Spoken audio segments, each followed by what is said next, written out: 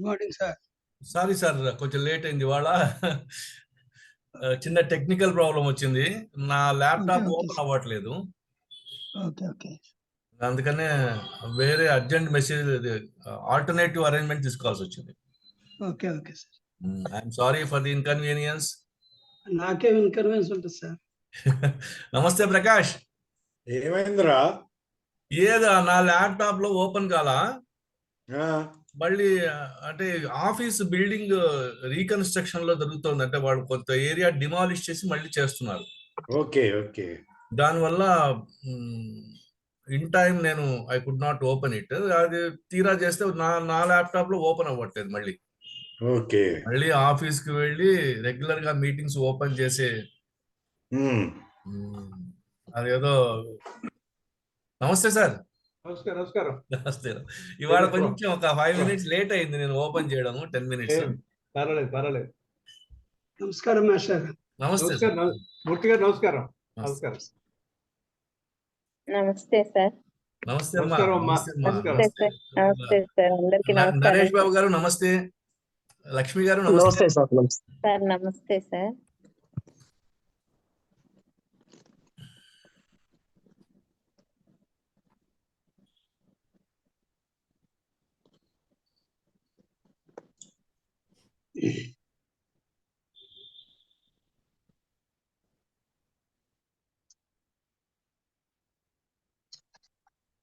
Doctor గారు నమస్కారం. నమస్తే సార్. డాక్టర్ గారు నమస్కారం. చాలా రోజుల తర్వాత. సార్ తెలుసు కదా మీకు. అదే ఇవాళ ఎందుకో డెమోక్రసీ అనగానే నిజమా అనుకుని వచ్చాను. అది ఉందా అని అనుమానం వచ్చిందా? అంటే ఉందా అనుకుంటే వినడంలో తప్పలేదు. వినడం తప్ప ఎప్పుడు చూడలేదా?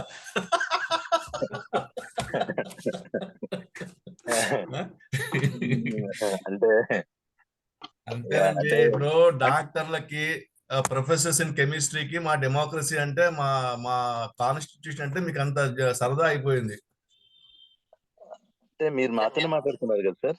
మీతో మాట్లాడుతున్నాను, మెయిన్ స్పీకర్ కూడా చెప్తున్నాను. మా డెమోక్రసీ, మా కాన్స్టిట్యూషన్, మా అద్భుతమైన నమస్తే కృష్ణమోహన్, హౌ ఆర్ యు? మీ తర్వాతనేనండి ఎవరైనా, రవికుమార్ గారు మీ తర్వాతనే, మీ కాన్స్టిట్యూషన్ తర్వాతనే ఎవరైతే మాట్లాడినా. అంటే ఇప్పుడు భగవద్గీత కూడా ఉంది సార్. సార్ ఖురాన్ ఉంది, భగవద్గీత ఉంది, కాన్స్టిట్యూషన్ ఉంది సార్. అంటే ఇవన్నీ లేక కాదు కదా, మనం మీలాంటి మేధావులందరూ రాసి పెట్టేశారు నేను. ఆ లాస్ట్ దే కొంచెం డౌట్ఫుల్ గా ఉంది, మనం మళ్ళీ వెరిఫై చేద్దాం సార్. లాస్ట్ లో అన్నమాట కొంచెం డౌట్ క్రియేట్ చేస్తోంది. ఇప్పటిదాకా అంత బానే ఉంది. అంటే మీరు రాయడం ఆపేసినప్పుడు ఐ విల్ సే దట్ ఆ మేధావి అనే వర్డ్ తీసేస్తారు సార్. ఓకే, మీరు నెలకు ఒక పుస్తకం రాస్తున్నారు సార్ మీరు. ఏం చేస్తారు అదేంతో. అదే ఒక సినిమాలో శ్రీలక్ష్మికి హాఫ్ ఆఫ్ ది సినిమా మాటలు రావు. వాళ్ళ హస్బెండ్ సర్జరీ చేయించి మాటలు తెప్పిస్తారు. అవును సార్. ఇంకా అప్పటి నుంచి పాత వాళ్ళందరినీ పిలిచి తిడుతూ ఉంటది. ఏంటంటే అప్పుడు నాకు మాటలు రాలేదు, నువ్వు నా చాక్లెట్ తీసుకున్నావు అంటది. అవును సార్. అవును. అంటే ఫేస్బుక్ లో ఉందండి అది. ఫేస్బుక్ లో అందరూ చదువుతున్నారు దాన్ని. అందరికి గుడ్ మార్నింగ్ అండి. అందరికి నమస్కారం. హనుమంతరావు గారు గుడ్ మార్నింగ్. రవికుమార్ గారు, ఇప్పుడు మేధావులు అంటే ఇంకో మాట పెట్టారు, మేత ఆవులు అని. అవును సార్, అవును. ఇంకా చాలా ఉన్నాయి. అవును. అంటే మా అమ్మాయికి చిన్నప్పుడు కోపం వచ్చినప్పుడు తిట్టడానికి నేను మేధావి అనే పదం అలవాటు చేశాను. ఓకే. ఆమెకు ఎప్పుడన్నా కోపం వస్తే అవతల వాడిని మేధావి అనేది. అందరూ చూసి నవ్వేవాళ్ళు, ఇదేంటి ఇట్లా అంటున్నారు, మీ అమ్మాయి ఇట్లా అంటుందని. నాకు మేధావుల మీద కోపాన్ని అలా తెచ్చుకున్నాను అనమాట అప్పుడు. సరిగ్గా చదువుకున్నా కూడా పర్వర్షన్ వచ్చేసిందండి. మేధావులు కూడా పర్వర్ట్ అయిపోయారు. మామూలు పర్వర్షన్ కాదు ఇప్పుడు మేధావుల్లో. ఇప్పుడు కామన్ మ్యాన్ కాస్తో కూస్తో రేషనాలిటీ చూపిస్తున్నాడు. అవును, నిజం. They are the right persons అండి. మనమే దేశాన్ని మోసం చేస్తున్నాం, చదువుకున్న వాళ్ళే ముఖ్యంగా. చదువు లేని వాళ్ళే బాగున్నారు. పర్వర్షన్ లేకపోతే మేధావి ఎవరు? అది కొంతవరకు ఉండొచ్చండి, ఆ పర్వర్షన్ వరకు okay. Sir. It is destructive అయిపోయింది కదా గ్రూప్లు. అది సో సార్ 11:10 అయింది. మనము అనుకోకుండా ఇవాళ కొద్దిగా ఆలస్యం అయింది సెషన్ ఓపెన్ చేయడము. అయితే ఇంకా ఎట్లాగో ఆలస్యమైంది కదా అని త్వరగా స్టార్ట్ చేద్దాం అనుకుంటున్నాను. Sir welcome to Center for Social Dialogue అండి. Center for Social Dialogue is an open platform where almost every kind of idea can be canvassed, can be discussed, and there is no such restriction that ఈ particular పద్ధతిలోనే మీ ఆలోచనలు ఉండాలి అనేటువంటి ఆలోచన మేమేం చేయట్లేదు. At the same time ఎక్కడైనా సరే ఎక్స్ప్రెషన్స్ ఇచ్చేప్పుడు చాలా అందమైన రీజన్ బేస్డ్ ఎక్స్ప్రెషన్స్ ఇవ్వండి అని మాత్రమే మేము కోరుకుంటున్నాము. అంటే ఆర్గ్యుమెంట్స్ అనేవి కానీ ప్రెజెంటేషన్ అనేది కానీ అఫెండింగ్ గా మళ్ళీ ప్రొవోకేటివ్ గా ఉండకూడదు అనేది మాకున్న బేసిక్ అండర్స్టాండింగ్ అండి. యాక్చువల్ గా ఇవాళ మనకు సెంటర్ ఫర్ సోషల్ డైలాగ్ లో మెయిన్ స్పీకర్ గా డాక్టర్ కొచ్చెర్లకోట వెంకట సత్యనారాయణమూర్తి గారు వచ్చారు. వారు ఇవాళ మాట్లాడే topic is Indian democracy democratic,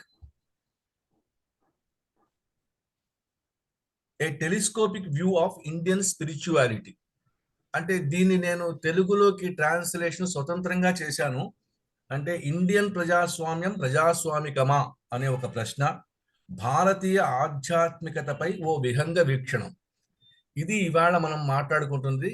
అయితే ఇన్సిడెంటల్లీ ఇవాళ లా డే అంటారు. అంటే it is the day in 1949 when in the constituent assembly, అంటే కాన్స్టిట్యూంట్ అసెంబ్లీ లోపల కాన్స్టిట్యూషన్ అంతా డిస్కషన్ అయిపోయి ఫైనల్ డ్రాఫ్ట్ ని ఇవాళ అడాప్ట్ చేసుకున్న రోజు. అంటే ఇవాళ మనం దీన్నే 1978 ఆన్వర్డ్స్ లా డే అని, కాన్స్టిట్యూషనల్ డే అని కూడా మనం సెలబ్రేట్ చేసుకుంటున్నాం.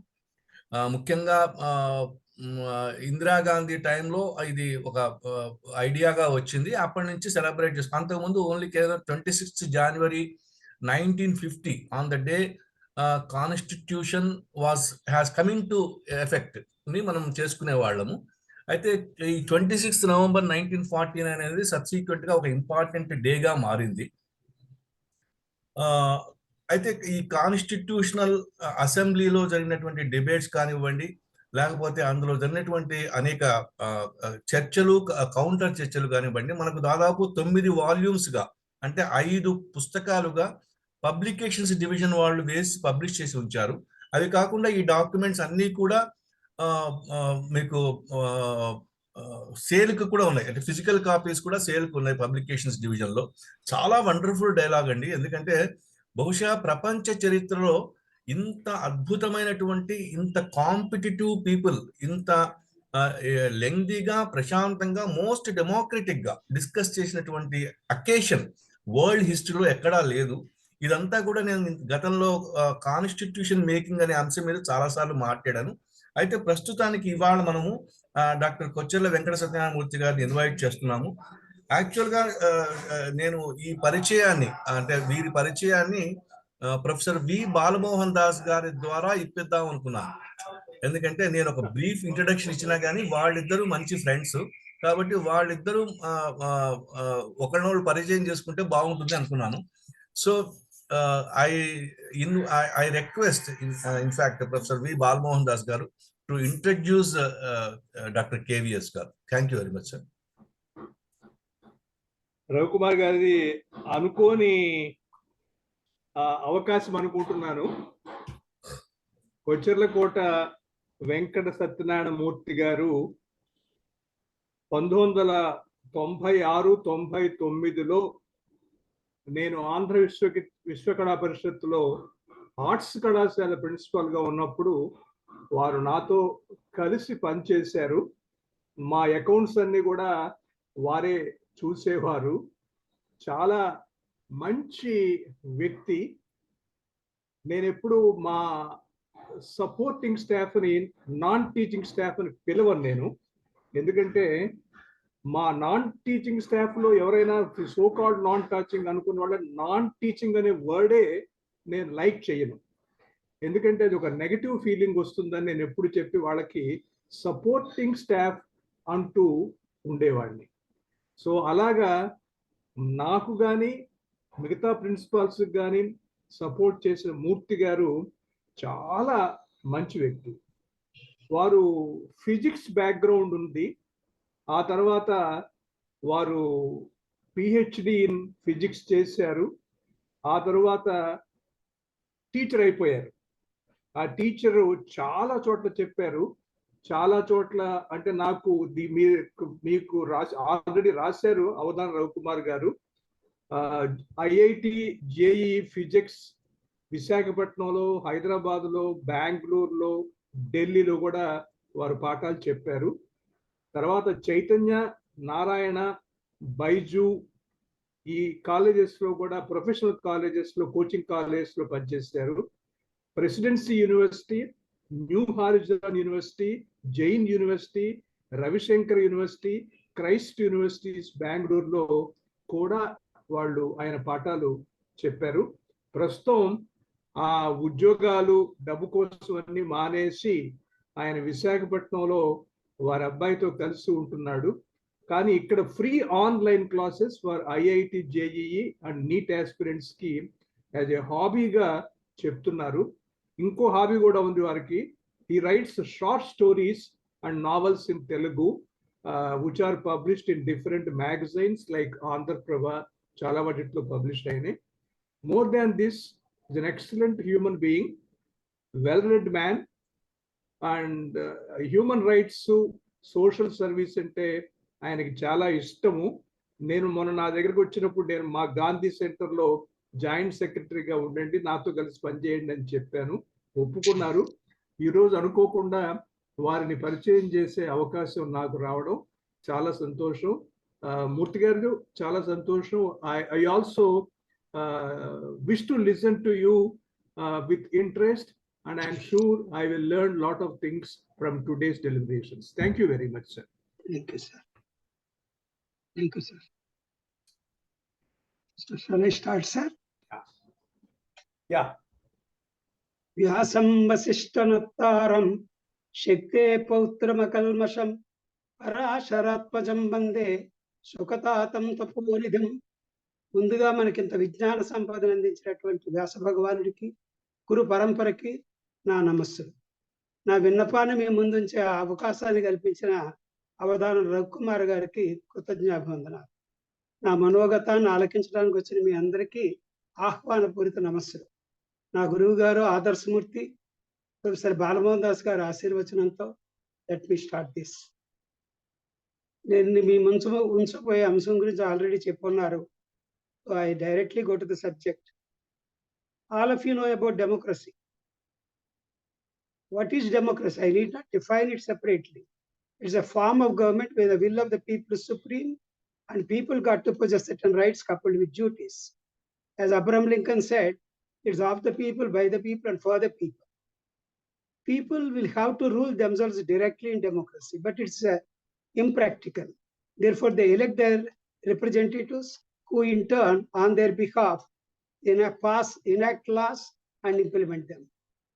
And I want to tell some main features of democracy. Let me go to first Montesquieu, theory of separation of powers. He said the organs, legislature, executive, and judiciary are to be separated and given independence. It's built on the principles of liberty, equality, fraternity, and political parties are the backbones of democracy as they rule the country on behalf of the people. And there should be free and fair elections, right to vote irrespective of caste, creed, color, sex, and other things. Independent judiciary is required. Rule of law is required. And liberties, sovereignty, majority rule, individual rights, citizen patriotism, freedom of speech. All these things are main ingredients of democracy. Freedom of press, as Edmund Burke said, a fourth estate is a must for democracy. There should be a constitution, may that be written, unwritten, may be rigid, may be flexible.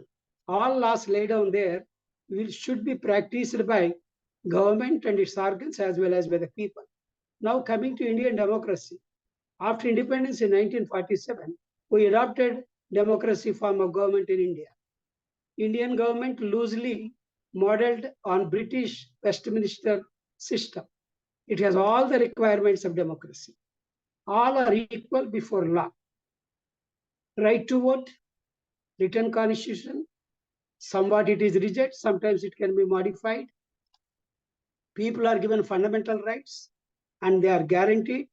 We have bicameral legislature, we have federal system with the governments of state and a strong government at the center.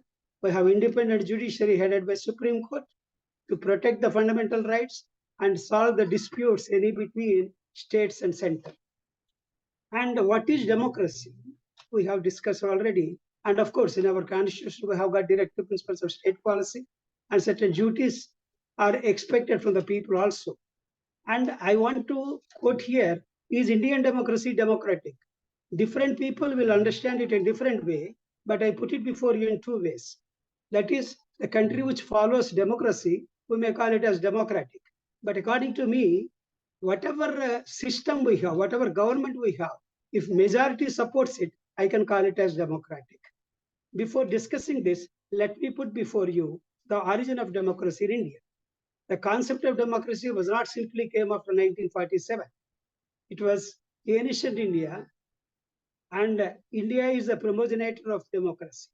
To understand this, let me divide the time before us into Krita Yuga, Treta Yuga, Dwapara Yuga, and present Kali Yuga, or ancient, medieval, and modern India. Democracy is not an autonomous structure that lies before human, spiritual, and civil society. And let me now go to historical evidences of democracy in India. Krita Yuga and Vedic period. Sangrahanyeshya yajate yamanjanatagum sangrunhaniti dvadasarati rasana bhavati dvadasamasa samvatsarah samvatsarameva varande maunji bhavati urgvai munjah urjameva varande chitra nakshatram bhavati chitram va etat karma yadasvameda samruddhe punya namadeva yajanamajyavasati punyameva tena kirtimabacheti अपदातीन ऋत्वित समावहन्त्याः सुब्रह्मण्यायाः सुवर्गस्य लोकस्य समष्टै केशश्मश्वपते नखानि निकृन्तते ततो धावते अहतं वा परिधत्ते पाप्नोपहत्यै. This is Yajurveda, Paraitam Pannam Aswamedam. ఇది మనకి పెద్ద దర్పణం. భారతదేశ సాంప్రదాయాల గురించి, భారతదేశ పరిస్థితుల గురించి చెప్పేటటువంటి పెద్ద చక్కటి పన్నం ఇది. Historically, democratic system of government in India was started from the Vedic period, which mentions a thriving form of republic government in India.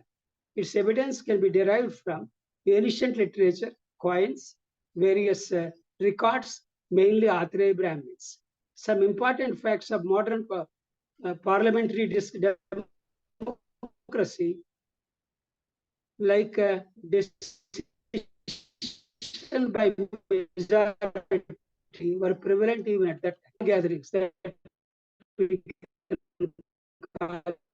as a committee, both after discussions with the different people and ministers, usually to advise the society who runs the country, who runs the state, on the advice of his followers. People with a different ideology divided into various groups and take decisions after mutual consultation. So it will not be wrong to say that bicameral legislation can be considered since that Vedic period. Even selection of Indra, the king of kings, was also due to these committees. The position of king is not supreme, it's not absolute. He can be removed at any time in Vedic period. And this is very important for us to understand. King is not given full freedom. He should act according to the concept. He should act according to the decisions and the discussions that came out from the people and from the committees that are formed. Even we can see in this, it's not absolute, as I said. We have to say, the king is not absolute in the sense, there is one thing we have to understand. One thing I will tell you, ఒక కవి ఉన్నారండి, కాసుల పురుషోత్తమ కవి అని. ఆయన చక్కగా ఆంధ్ర నాయక శతకం అని వ్యాజస్థితిగా ఒక పద్యాన్ని చెప్పారు. ఆలు నిర్వాహకురాలు భూదేవి అయి అఖిల భారతుడన్న ఖ్యాతి తెచ్చే, ఇష్ట సంపన్నరాలిందిన భార్య అయి కామితార్థుడన్న ఘనత తెచ్చే, కమల గర్భుండు సృష్టికర్త తనుజుడై బహు కుటుంబకుడన్న కలిమి తెచ్చే, కలుష విద్వంసిని గంగ కుమారి అయి పతిత పావనుడన్న ప్రతిభ తెచ్చే, ఆంధ్ర బిడ్డలు తెచ్చు ప్రఖ్యాతి లేవి మొదటి నుండి నీవు దామోదరుడివే, చిత్ర చిత్ర ప్రభావ దాక్షిణ్య భావ హత విమత జీవ శ్రీకాకుళాంధ్రదేవ. ఆయన చక్కగా వర్ణించాడు. రాజు అనగానే ఏదో సుప్రీం అథారిటీ, లీడర్ అనగానే supreme authority.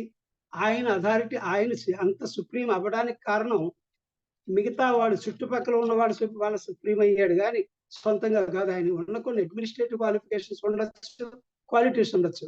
Without the assistance of the people he cannot become great. That's what Veda insisted upon. Even we can now, the word Sabha came in Rig Veda 8 times, Republic 40 times, 9 times in Atharvana Veda, and Brahman tests many times. In Rig Veda, a deity called Samjnana, which means collective consciousness of people. The hymns of Rig Veda addressed the Samjnana, called upon the people to gather in their assembly. Some slokas are to be sung in unison at the beginning of Republican Assembly. Om Sanghatchatvam Sambhadadvam Sambhomanan Sijanatam Devabhagam Yadha Purve Sanjananapa Upasite Samaro Mantram Samitis Hinamano Samanam Manasah Chittamesham Samanam Mantra Abhimantra Yevaha Samaneno Havishajukomi Samanava Akutihi Samana Hrudayanava Samanamastu Mano Yadavahasu Sahayeseti. This is a song of unity. This song tells, go together harmoniously, speak together, and exchange your ideas. Understand the minds of other people. Don't try to impose your own mentality on others. Listen to them first. Take a decision in a proper manner. And understand this is very, very important, that even till today, we will have to follow that. And the people who made our constitution took this into consideration and wrote so many things over our constitution. What our constitution at present, the society was having inscriptions and dictates. His Holiness Jagadguru Shankaracharya, Sri Chandrasekhara Saraswati, in his essay, Democracy in Vedas, said that India has given eternal Shastras and Siddhantas to the world. He explained the democratic process of elections in solar period. Human perceptions may change over time, but human values remain same. Aims and objectives may change, but human nature did not. The forms of government might have changed from tribal headmanship to kinship, dictatorship, autocracy, oligarchy, whatever it is. The principles of the people's happiness and development run through all these forms.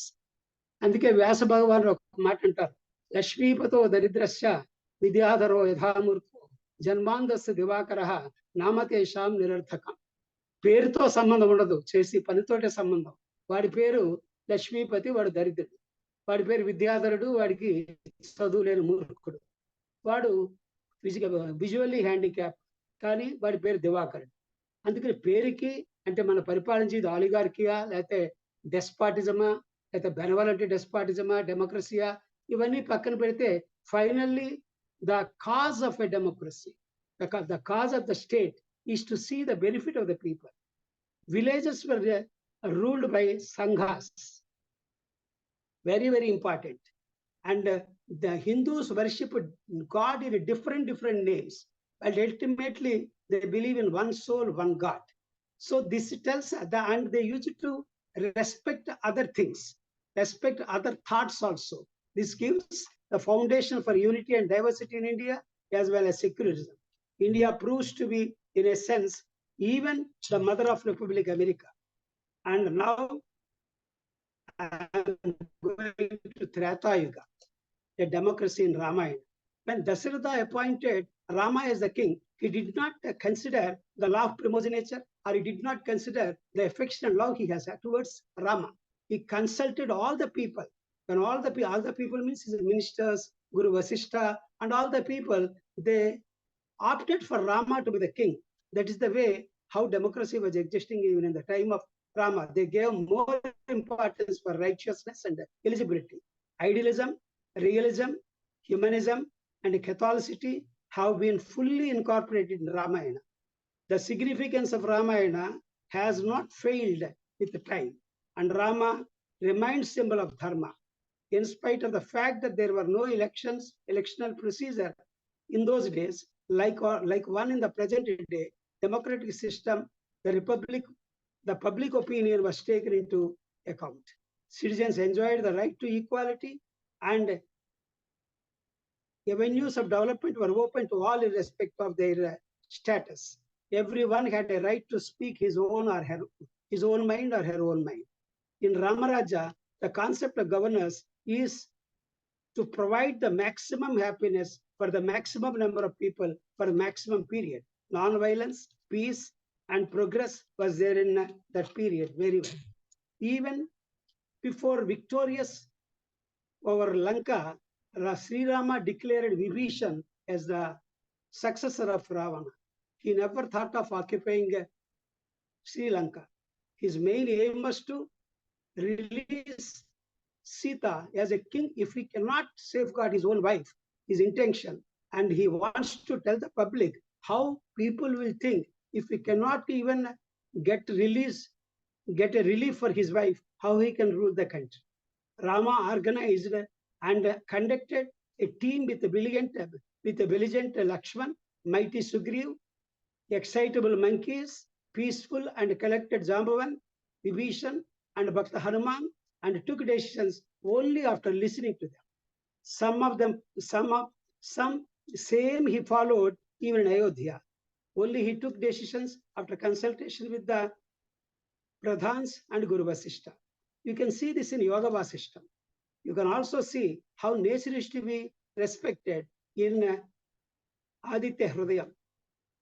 And now very important thing is, these days Vigil Bluster is contemplate very, very valuable for what we say apardarsakata, pardarsaka leni chota, moral manners incorporate. And at that time, Vibhishana was a very great Vigil Bluster. He questioned immoral execution of Ravana many times before Rama.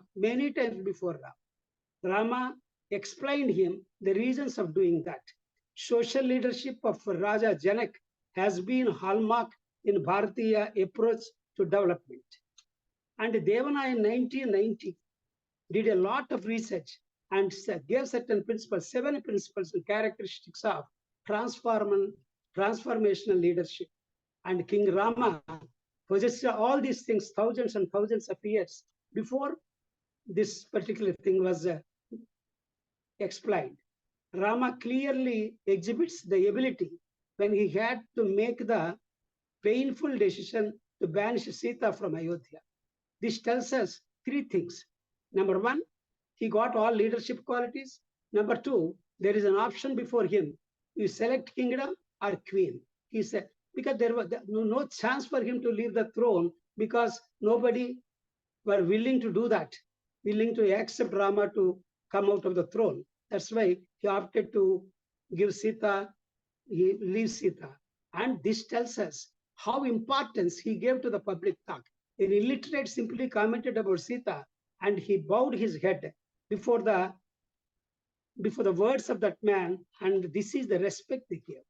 And coming to our Gandhi, our great father, and he's a great Hindu, true Indian, and a real citizen of the world. He liked Ramayana and its hero, Sri Rama, for all the above reasons.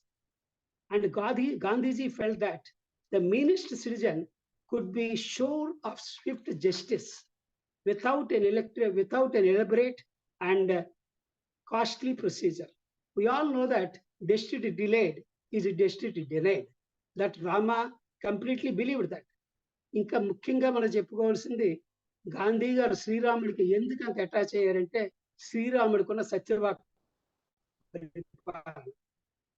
దీని గురించి మనకి నన్నయ్య భట్టారకుడు మహాభారతం ఆది పర్వంలో చక్కగా వర్ణించారు. నృతజన పూరితంబులగు నూతులు నూరిటి కంటే సూనృతవత ఒక్క బావి మేలు, మరి బావులు నూరిటి కంటే ఒక్క సత్క్రతువది మేలు, తత్క్రతు శతంబును కంటే సుతుండి మేలు, తత్సుతు శతంబు కంటే శతకంబు కంటే ఒక్క సూనృత వాక్యము మేలు చూడగన్. అంటే నిజం చెప్పడం అనేటువంటి సత్యవాక్యకి అంత ఇంపార్టెన్స్ ఇచ్చారు. మనకి సప్త సంతానాలను ఉన్నాయి, అంటే బాబులు తవ్వించడం, గుడులు కట్టించడం, ఎడ్యుకేషన్ ఇన్స్టిట్యూట్లు పెట్టడం, ఇవన్నిటితో పాటు మనకి అపుత్రశ్చ గతి నాస్తి, పుత్రుడు చాలా ఇంపార్టెంట్ అని చెప్తారు. అంటే వీటిలన్నిటికన్నా కూడా గొప్పది ఏదయ్యా అంటే సత్యవాక్. అంటే ఉత్తరోత్తర బలిహిస్య, అంటే ఒకదానికన్నా ఒకటి గొప్పగా చెప్పుకుంటూ చివరికి ఆయన ఇంపార్టెన్స్ సత్యవాక్యానికి ఇచ్చారు. ఇక ద్వాపర యుగానికి వస్తుంది. ద్వాపర యుగం అంటే మహాభారత కాలం. ఇక్కడ మన కథానాయకుడు శ్రీకృష్ణ భగవానుడు. ఆయన గురించి అందరికీ తెలిసిన విషయమే. Maryada Purushottam Shriram and Yogeshwar Krishna were the two characteristics who for ages have guided mankind to a life of valor, values, virtues, spiritualities. కాలం మారింది, శాంతి, ఇక్కడ యుగధర్మం మారింది. శాంతితోటే అన్ని సాధించలేవు. ప్రశాంతంగా జీవితం ఉంటే తిక్కన స్వామియాజో మహాత్మా గాంధీయో మనకు గుర్తుకు రావాలి. ప్రజల ధన మాన ప్రాణాలకు ముప్పు వాటిల్లినప్పుడు ఖడ్గ తిక్కన, అల్లూరి సీతారామరాజు, సుభాష్ చంద్రబోసులు కూడా గుర్తుకు రావాలి. ఇక్కడ ఒక చక్కటి శ్లోకం ఉందండి. తాతస్య కూపోయ మితప్రబాణా క్షారంజలం కాపురుషాభివృద్ధి. మా తాతగారు నుయ్యి తవ్వించాడు, దాంట్లో ఉప్పు నీరున్నా సరే నేను దాన్నే తాగుతాను అన్నవాడు మూర్ఖుడు. కాబట్టి మనం కాలంతో పాటుగా యుగ ధర్మాలు మారుతాయి, కాలంతో పాటుగా మార్పులు వస్తుంటాయి. దీన్నే సర్వేపల్లి రాధాకృష్ణ గారు కూడా ఆయన ఫిలాసఫీలో change is law of life, society is changing like slow ball, man is gregarious in nature. After all, when plants are modifying themselves to the environment like acacias, and why can't man has to change his ideology according to the times if it is good for the society? రాజనీతిజ్ఞులు, పరిపాలకులు మహాభారతం నుంచి చాలా నేర్చుకున్నారు, నేర్చుకుంటూనే ఉన్నారు. మహాభారతాన్ని, ఉపనిషత్తుల్ని, ఒకే కోణంతో చూసిన మహాభారతం మనకు వేరే రకమైన ధర్మార్థ కామోషాల్ని ఏ మార్గంలో సాధించాలి, రాజతంత్రం, దౌత్య నీతి, రాజనీతి, అలాంటి విషయాలన్నీ మహాభారతం. కాసుల పురుషోత్తమ కవి గారి ఆంధ్రనాయ శతకంలో మరో వ్యాజస్థితిని గుర్తు చేసుకోవచ్చు. నాగలి రోకలకు ఇచ్చి పంచాయుధం